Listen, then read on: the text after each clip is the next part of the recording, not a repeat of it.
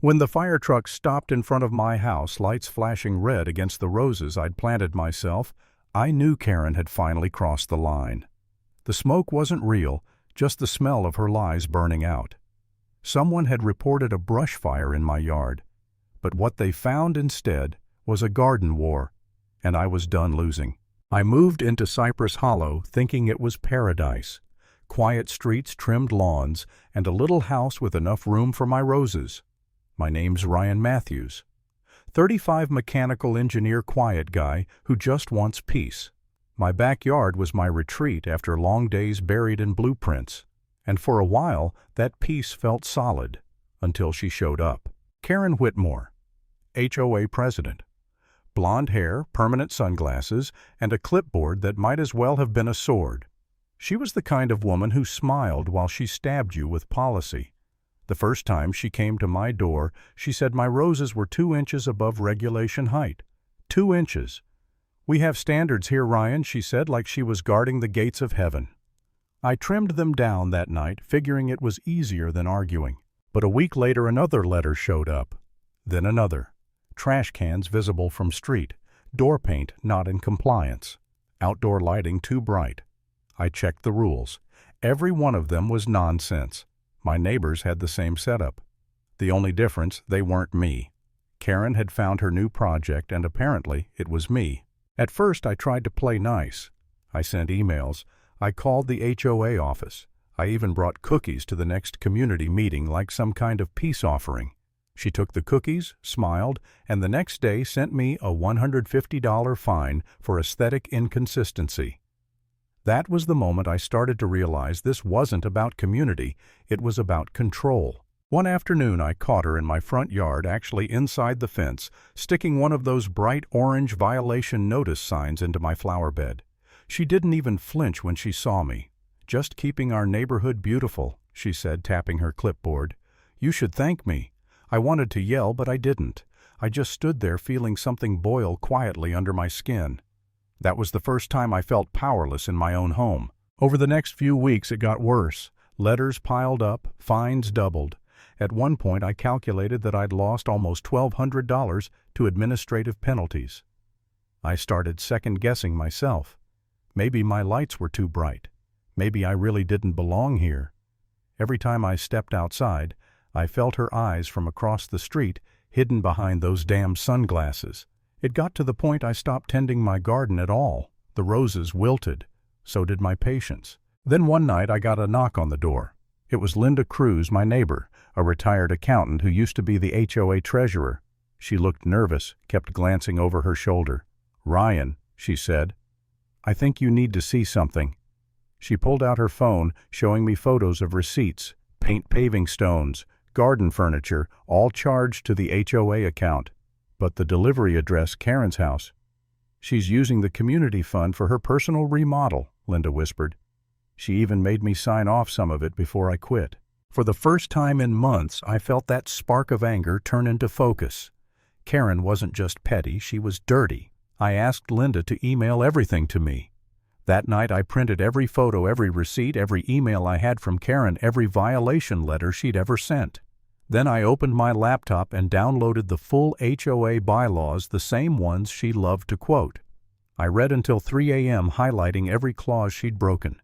If she wanted a fight built on paperwork, I was about to give her one she'd never forget. The next morning, I started preparing.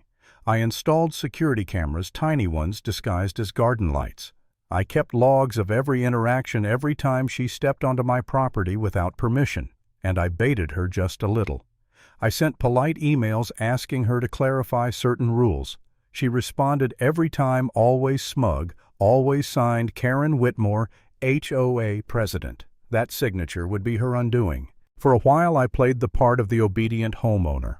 I waved at her, mowed the lawn perfectly, even complimented her new patio furniture, which I now knew the whole neighborhood had unknowingly paid for. And when she smiled back, I knew she thought she'd won. That was fine. Let her think that. 2 weeks later, the HOA announced its quarterly meeting. Community Center Friday night. Mandatory attendance for residents with active violations. Which of course meant me. I spent the whole day preparing a little presentation of my own. The room smelled like bad coffee and cheap carpet cleaner. Karen stood at the front, tapping her clipboard against her palm. "Let's begin," she said sweetly. First on the agenda, Mr. Matthews and his continued non-compliance. I stood up before she could finish. Actually, I said, pulling a small USB drive from my pocket. "I think we should start with this." I plugged it into the projector. The first slide appeared time-stamped footage of Karen stepping into my yard, planting the violation sign and walking out. Gasps rippled through the room. The next slide, a scan of HOA purchase orders materials and decor identical to what lined her house. I heard whispers. "That's her backyard. Those are HOA funds." Her face drained of color, but she tried to keep her composure. "Ryan, this is harassment." "No." I cut in calm and steady. "It's documentation. Section 5B, misuse of HOA resources. Section 8C, unauthorized property entry. Section 11D, conflict of interest." Ring any bells? The room went quiet. Even her so-called allies looked away. Someone muttered, "We need a vote."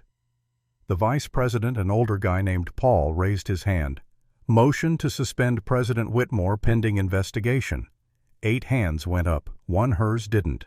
She tried to speak, voice trembling with anger. "You people are making a mistake. He's manipulating you." But Paul cut her off. "Karen, please step outside." For a long second she didn't move. Then she slammed the clipboard onto the table and stormed out, her heels echoing like gunshots. I should have felt triumphant. Instead, I felt empty. Months of humiliation, and all it took to break her was truth. When I got home, there was a police cruiser parked down the street. By morning, word spread that the HOA had filed formal charges for misappropriation of funds. The board froze her accounts. She'd gone from queen of the neighborhood to suspect overnight. That should have been enough. But Karen wasn't built to lose quietly.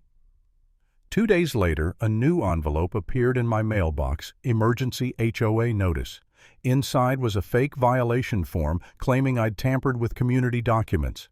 No signature this time, but I knew that handwriting. I almost laughed. Even now, she couldn't stop playing God. That night I walked outside. The air smelled of wet soil and roses, my roses blooming again after months of neglect. Across the street, her house was dark except for one upstairs window. For a moment I thought I saw her watching. I raised my glass of water in a silent toast, then went back inside. The next morning she was gone. I thought it was over. But a week later the HOA called another meeting, this time to elect a new president. I didn't go. I'd had enough politics for one lifetime. But later that night Linda knocked on my door again, smiling for the first time in months. "She's out for good," she said. And the police found she'd been moving HOA money into a private account. They're pressing charges. I stepped out onto the porch, looking at my garden.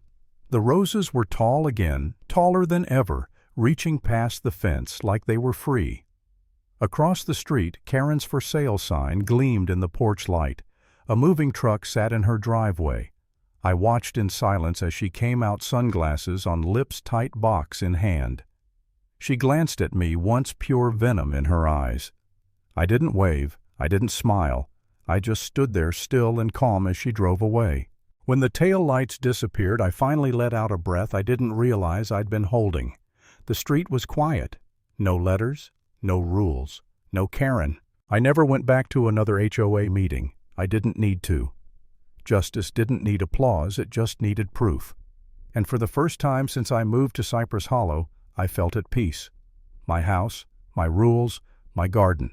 Some battles aren't won with shouting or fists. Sometimes you win by standing still long enough for the truth to speak louder than power.